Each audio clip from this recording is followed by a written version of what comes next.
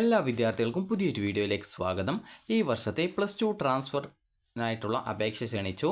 അപ്പോൾ വിദ്യാർത്ഥികൾക്ക് സ്കൂളുകളിലെ സീറ്റ് വേക്കൻസി അനുസരിച്ചിട്ടായിരിക്കും ഈ ഒരു ട്രാൻസ്ഫറിനുള്ള അപേക്ഷ നൽകുന്നതിനായിട്ട് സാധിക്കുക. വിദ്യാർത്ഥികൾ അപേക്ഷ സ്കൂളിലെ പ്രിൻസിപ്പാളിനാണ് നൽകേണ്ടത്.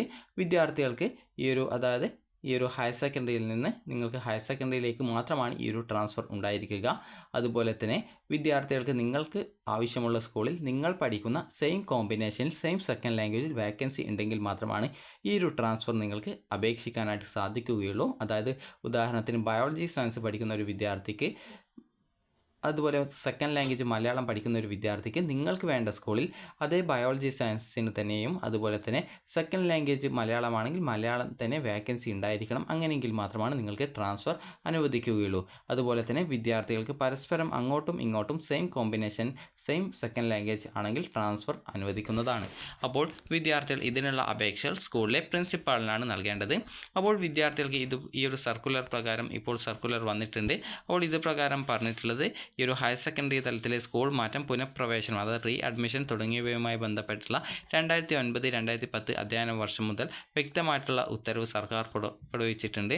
ഒന്നാം വർഷ സ്റ്റേറ്റ് സിലബസിൽ ഗവൺമെൻറ് അതുപോലെ എയ്ഡഡ് അൺഎയ്ഡഡ് സ്കൂളുകളിൽ പഠിച്ച് ഒന്നാം വർഷ പരീക്ഷ എഴുതിയ കുട്ടികളുടെ സബ്ജക്റ്റ് കോമ്പിനേഷനിലും രണ്ടാം ഭാഷയിലും മാറ്റം ഇല്ലാതെയുള്ള, അതായത് നിങ്ങളുടെ കോമ്പിനേഷനും സെക്കൻഡ് ലാംഗ്വേജും ചേഞ്ച് ഇല്ലാതെയുള്ള സ്കൂൾ മാറ്റ അപേക്ഷകൾ പരിഗണിച്ച് സീറ്റുകൾ ഒഴിവുണ്ടെങ്കിൽ നിങ്ങൾക്ക് പ്രവേശനം നൽകുന്നതിനുള്ള അധികാരം അതത് ഹയർ സെക്കൻഡറി സ്കൂൾ പ്രിൻസിപ്പൽമാർക്കായിരിക്കും. ഗവൺമെൻറ് എയ്ഡഡ് അൺഎയ്ഡഡ് സ്കൂളുകളിലെ വിദ്യാർത്ഥികൾക്ക് പരസ്പരം സ്കൂൾ മാറ്റം അനുവദനീയമാണ്. രണ്ടാം വർഷത്തേക്കുള്ള സ്കൂൾ മാറ്റ അപേക്ഷകൾ പരിഗണിക്കുമ്പോൾ ഏകജാല പ്രവേശന സംവിധാനം മുഖേന പ്രവേശനം നേടിയിട്ടുള്ള വിദ്യാർത്ഥികൾക്ക് പ്രഥമ പരിഗണന നൽകുന്നതിന് ശ്രദ്ധിക്കേണ്ടതുണ്ട്. അതുപോലെ തന്നെ പ്രിൻസിപ്പാളിന് സ്കൂൾ മാറ്റം അനുവദിക്കാവുന്ന വിഭാഗത്തിലെ വിദ്യാർത്ഥികൾക്ക് ഈ ഒരു ജൂൺ 15-നുള്ളിൽ അപേക്ഷകൾ അതത് സ്കൂളിൽ നൽകേണ്ടതും പ്രിൻസിപ്പൽമാർ അവ പരിഗണിച്ച് അർഹതയുള്ളവർക്ക് വേക്കൻസികളുടെ അടിസ്ഥാനത്തിൽ പ്രവേശനം നൽകേണ്ടതുമാണ്. അതിനുശേഷം മാത്രമാണ് മറ്റ് വിഭാഗങ്ങൾക്ക് വേക്കൻസി റിപ്പോർട്ട് നൽകേണ്ടതുള്ളൂ. ഒരു വേക്കൻസിക്ക് ഒരു അപേക്ഷകന് മാത്രമേ വേക്കൻസി റിപ്പോർട്ട് നൽകാവൂ എന്ന കാര്യം പ്രിൻസിപ്പൽമാർ ശ്രദ്ധിക്കേണ്ടതാണെന്ന് പറഞ്ഞിട്ടുണ്ട്.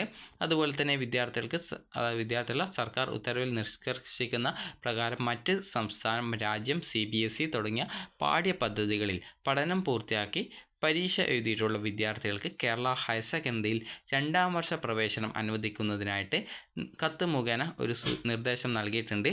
അതുപോലെ തന്നെ ഇത്തരം വിദ്യാർത്ഥികൾക്ക് രണ്ടാം വർഷത്തേക്ക് ഒഴിവുള്ള ഹയർ സെക്കൻഡറി സീറ്റുകളിൽ ലാറ്ററൽ എൻട്രി മുഖേന, അതായത് നേരിട്ട് +2ലേക്കുള്ള ലാറ്ററൽ എൻട്രി മുഖേനയുള്ള പ്രവേശനം നൽകുന്ന കാര്യത്തിൽ സബ്ജക്റ്റ് കോമ്പിനേഷനിൽ മാറ്റം ഇല്ലാന്നുണ്ടെങ്കിൽ അനുമതി നൽകാനുള്ള അധികാരം പൊതുവിദ്യാഭ്യാസ ഡയറക്ടർക്ക് ആണ് ഉള്ളത്. അപ്പോൾ ഇത്തരത്തിൽ രണ്ടാം വർഷം പ്രവേശനം നേടുന്ന വിദ്യാർത്ഥികൾ റെഗുലർ സ്കീമിൽ പഠിക്കുന്ന വിദ്യാർത്ഥികൾക്കായിട്ട് ഡയറക്ടറേറ്റ് 2025 മാർച്ച് മാസത്തിലെ പൊതുപരീക്ഷയോടൊപ്പം നടത്തുന്ന ഇംപ്രൂവ്മെൻറ്റ് സപ്ലിമെൻ്ററി പരീക്ഷയ്ക്ക് രജിസ്ട്രേഷൻ ചെയ്ത് ഒന്നാം വർഷത്തെ രണ്ടാം ഭാഷ ഉൾപ്പെടെയുള്ള എല്ലാ വിഷയങ്ങൾക്കും പരീക്ഷ എഴുതണം. ഈ സ്കോറുകൾ കൂടി പരിഗണിച്ചിട്ടായിരിക്കും വിദ്യാർത്ഥികളുടെ അതായത് നിങ്ങൾക്ക് അഡ്മിഷൻ നൽകണമെന്നുള്ള കാര്യത്തിൽ തീരുമാനം എടുക്കുക. അതുപോലെ ഇവർ ഒന്നാം വർഷ വിദ്യാർത്ഥികൾക്ക് നിർദ്ദേശിച്ചിട്ടുള്ള തരത്തിലുള്ള തുടർ മൂല്യനിർണ്ണയത്തിന് വിധേയരാകണം. അതുപോലെ തന്നെ 2024 ജൂൺ 25-നുള്ളിൽ ലഭ്യമായിട്ടുള്ള അപേക്ഷകൾ മാത്രമാണ് ഇപ്രകാരം ഉള്ള പ്രവേശനത്തിനായിട്ട് പരിഗണിക്കുക. ഹയർ സെക്കൻഡറി ഒന്നാം വർഷം പൂർത്തിയാക്കുകയും രണ്ടാം വർഷ പഠനം മുടങ്ങുകയും ചെയ്തിട്ടുള്ള വിദ്യാർത്ഥികൾക്ക് രണ്ടാം വർഷം തുടർന്ന് പഠിക്കണമെന്നുണ്ടെങ്കിൽ രണ്ടാം വർഷത്തേക്കുള്ള പുനഃപ്രവേശനം നേടാം, അത് റീ അഡ്മിഷൻ നേടാം.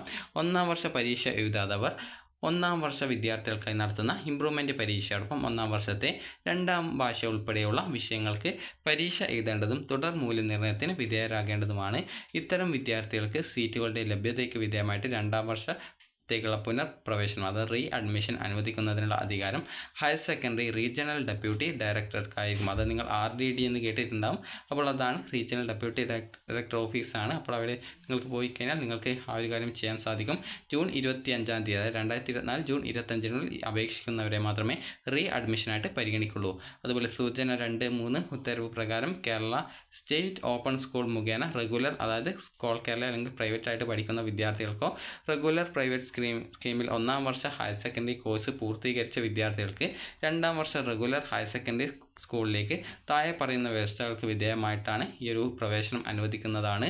പ്രവേശനം നേടുന്ന റെഗുലർ സ്കൂളിൽ രണ്ടാം വർഷ ഹയർ സെക്കൻഡറി സീറ്റുകൾ ഒഴിവുണ്ടായിരിക്കണം, അത് സ്കൂളിൽ സീറ്റ് ഒഴിവുണ്ടായിരിക്കണം. സ്കൂൾ മാറ്റത്തിന് ഓപ്പൺ സ്കൂൾ വിദ്യാർത്ഥികളെ പരിഗണിക്കുമ്പോൾ ഈ ഒരു അപേക്ഷകരിൽ റെഗുലർ വിദ്യാർത്ഥികൾക്കാണ് മുൻഗണന കൊടുക്കേണ്ടത്. രണ്ടാം വർഷത്തേക്കുള്ള ഓപ്പൺ സ്കൂൾ അപേക്ഷകന് +1 കോഴ്സിന് നിശ്ചയിച്ചിട്ടുള്ള ഉയർന്ന പ്രായപരിധി കവിയാൻ പാടില്ല. അതുപോലെ തന്നെ അപേക്ഷകർ ഓപ്പൺ സ്കൂളിൽ പഠിച്ചിരുന്ന അതേ സബ്ജക്റ്റ് കോമ്പിനേഷനോട് കൂടിയുള്ള രണ്ടാം ഭാഷ ഉൾപ്പെടെയുള്ള സ്കൂളുകളിലേക്കാണ് പ്രവേശനം നേടേണ്ടത്. പ്രവേശനം നേടാൻ ഉദ്ദേശിക്കുന്ന സ്കൂൾ പ്രിൻസിപ്പാളിൻ്റെ വ്യക്തമായിട്ടുള്ള വേക്കൻസി റിപ്പോർട്ട്, സമ്മതപത്രം എന്നിവ അപേക്ഷയോടൊപ്പം ഹാജരാക്കണം. പ്രവേശനം നേടിയ ഓപ്പൺ സ്കൂൾ വിദ്യാർത്ഥികൾ PTA ഫണ്ടിന് പുറമെ +1, +2 കോഴ്സുകളിലേക്കുള്ള സ്പെഷ്യൽ ഫീ കൂടി നൽകേണ്ടതാണ്. ഓപ്പൺ സ്കൂൾ വിദ്യാർത്ഥികളുടെ സ്കൂൾ മാറ്റ അപേക്ഷകൾ പരിഗണിച്ച് അർഹരായവർക്ക് മാറ്റം അനുവദിച്ച് ഉത്തരവ് നൽകേണ്ടതിൻ്റെ ഉത്തരവാദിത്തം ബന്ധപ്പെട്ട റീജിയണൽ ഡെപ്യൂട്ടി ഡയറക്ടർമാർക്കായിരിക്കും. അതുപോലെ തന്നെ 2024 ജൂൺ 25 ലഭ്യമായ അപേക്ഷകൾ മാത്രമാണ് ഇപ്രകാരമുള്ള പ്രവേശനത്തിന് പരിഗണിക്കുക. സ്കൂൾ മാറ്റത്തിനുള്ള അപേക്ഷകൾ നൽകുമ്പോൾ സ്വന്തം അപേക്ഷയോടൊപ്പം അപേക്ഷകൻ +1 കോഴ്സിന് പഠിച്ചിരുന്ന സബ്ജക്റ്റ് കോമ്പിനേഷൻ വ്യക്തമാക്കുന്ന ഓപ്പൺ സ്കൂൾ ഡയറക്ടറുടെ NOC നോൺ ഒബ്ജക്ഷൻ സർട്ടിഫിക്കറ്റ്, പ്രവേശനം നേടാൻ ഉദ്ദേശിക്കുന്ന സ്കൂൾ പ്രിൻസിപ്പാളിൻ്റെ വേക്കൻസി റിപ്പോർട്ട്, സമ്മതപത്രം എന്നിവ സമർപ്പിക്കേണ്ടതും പ്രവേശന സമയത്ത് ഓപ്പൺ സ്കൂളിൽ നിന്നുള്ള TC ഹാജരാക്കേണ്ടതുമാണ്. രണ്ടാം വർഷ ക്ലാസുകൾ ആരംഭിച്ച ശേഷം 30 ദിവസത്തിനകം എല്ലാ വിഭാഗത്തിലെയും സ്കൂൾ മാറ്റ പുനഃപ്രവേശന നടപടികൾ പൂർത്തീകരിക്കേണ്ടതാണ്. അപ്പോൾ നിങ്ങൾക്ക് ഈ ഒരു വീഡിയോ ഉപകാരപ്രദമായിട്ടുണ്ടെന്ന് കരുതുന്നു. അപ്പോൾ വിദ്യാർത്ഥികൾ റെഗുലർ കാറ്റഗറിയിലുള്ള വിദ്യാർത്ഥികൾ ആണെങ്കിൽ ജൂൺ 15-നകവും, അതുപോലെ തന്നെ മറ്റ് കാറ്റഗറി വിഭാഗത്തിൽ ഉൾപ്പെടുന്ന വിദ്യാർത്ഥികളാണെങ്കിൽ ജൂൺ 25-നകവും വിദ്യാർത്ഥികളുടെ അപേക്ഷകൾ നൽകേണ്ടതാണ്. ഓരോ സ്കൂളിലെയും വേക്കൻസി അനുസരിച്ച് പ്രിൻസിപ്പാളിൻ്റെ വേക്കൻസി റിപ്പോർട്ടും അതുപോലെ തന്നെ സമ്മതപത്രവും ലഭിക്കുകയാണെങ്കിൽ മാത്രം, അതുപോലെ തന്നെ നിങ്ങൾ പഠിച്ച സെയിം കോമ്പിനേഷനിൽ സെയിം സെക്കൻഡ് ലാംഗ്വേജ് കൂടി വേക്കൻസി ഉണ്ടെങ്കിലും മാത്രമാണ് നിങ്ങൾക്ക് അഡ്മിഷൻ, ഈ ഒരു റീ അഡ്മിഷനോ അല്ലെങ്കിൽ ട്രാൻസ്ഫറോ നിങ്ങൾക്ക് ലഭ്യമാവുക. അതുപോലെ തന്നെ വിദ്യാർത്ഥികൾക്ക് റീജിയണൽ ഡെപ്യൂട്ടി ഡയറക്ടറുടെയും അതുപോലെ വിദ്യാഭ്യാസ ഡയറക്ടർ, അതുപോലെ തന്നെ സ്കൂൾ പ്രിൻസിപ്പൽമാർ എന്നിങ്ങനെ വിവിധ കാറ്റഗറിയിലായിട്ട് വിവിധ ഡയറക്ടർമാരും അതുപോലെ തന്നെ ഡെപ്യൂട്ടി ഡയറക്ടർമാർ, അതുപോലെ തന്നെ പ്രിൻസിപ്പൽമാർ, ഇതുപോലെ ഓരോരുത്തർക്കും ഓരോ രീതിയിൽ അഡ്മിഷൻ നൽകാനുള്ള അധികാരമാണുള്ളത്. അതുകൊണ്ട് തന്നെ നിങ്ങൾ ആർക്കാണ് അപേക്ഷ നൽകേണ്ടത് എന്നുള്ള കാര്യം നിങ്ങൾ കറക്റ്റായിട്ട് മനസ്സിലാക്കേണ്ടതാണ്. അപ്പോൾ വിദ്യാർത്ഥികൾക്ക് ഈ ഒരു ആർക്ക് അപേക്ഷ കൊടുക്കണമെങ്കിലും സ്കൂളിൽ നിന്നും ലഭിക്കുന്ന പ്രിൻസിപ്പാളിൻ്റെ വേക്കൻസി റിപ്പോർട്ടും സമ്മതപത്രവും ആവശ്യമാണ്. അപ്പോൾ നിങ്ങൾക്ക് ഈ ഒരു വീഡിയോ ഉപകാരപ്രദമായിട്ടുണ്ടെങ്കിൽ ലൈക്ക് ചെയ്യുക, ഷെയർ ചെയ്യുക. Thank you for watching.